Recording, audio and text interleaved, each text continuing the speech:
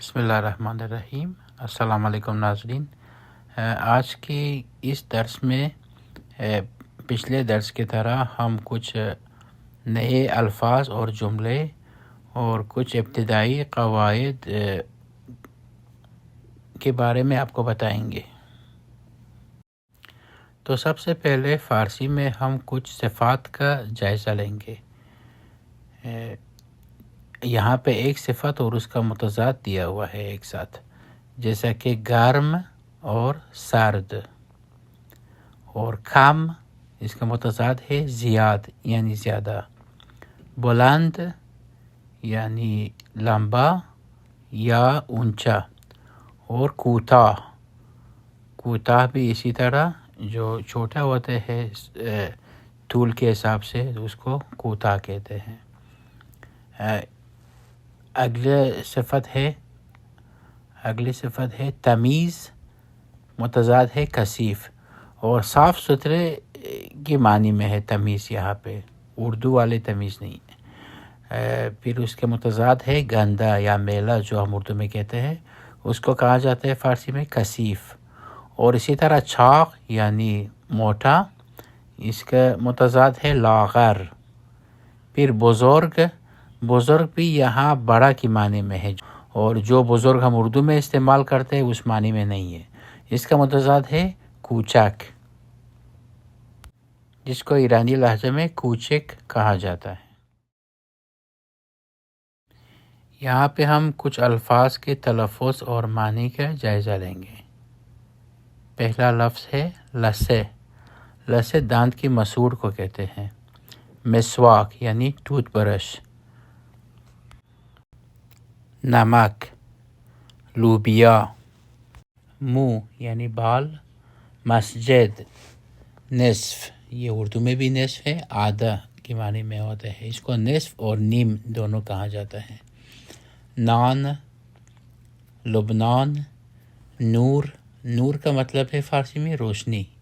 نماز، لامپ یعنی جو بلب ہوتا ہے اس کو لامپ کہتے ہیں۔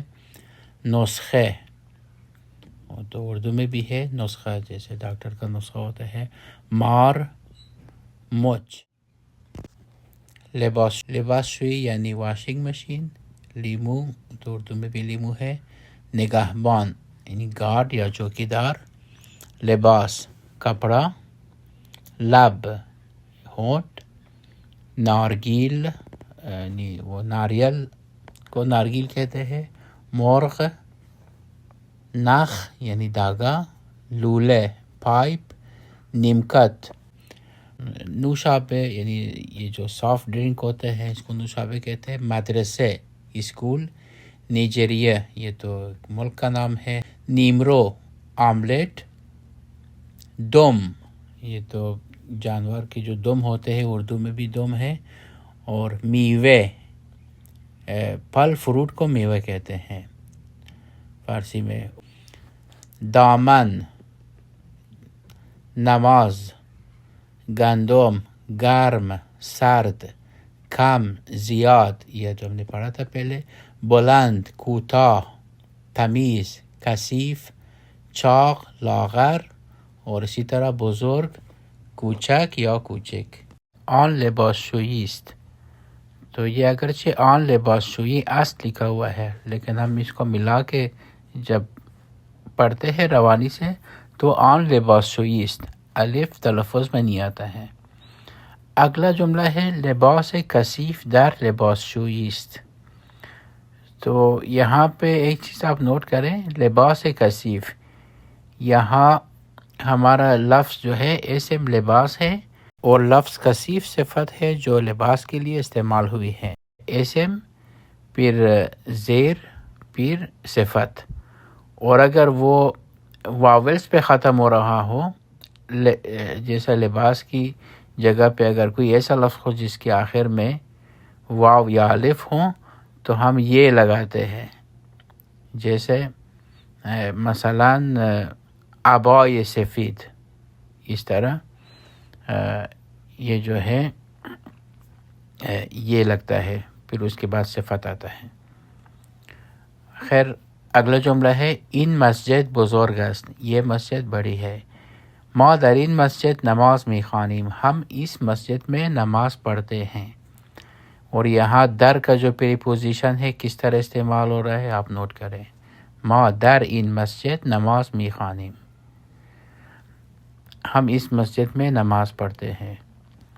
آن خانم لاغر بیمار است. وہ دبلی پتلی عورت مریض ہے، بیمار ہے. پزشک برای او نسخه می نویسد. ڈاکٹر ان کے لیے دوائی لکھ رہا ہے. نسخہ یعنی جو پرسکرپشن ڈاکٹر دیتا ہے اس کو نسخہ کہتے ہیں. تابستان ہوا گرم است و زمستان ہوا سرد است. یہاں آخری 3 جملے میں پڑھتا ہوں، اس کا ترجمہ آپ مجھے کمنٹ کر کے بھیج دیجیے. تابستان هوا گرم است و زمستان هوا سرد است.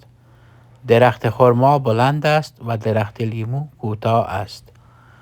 آن مدرسه 2 نگهبان دارد، یک نگهبان چاق است و یک نگهبان لاغر است. این درخت نارگیل کم دارد، آن درخت نارگیل زیاد دارد.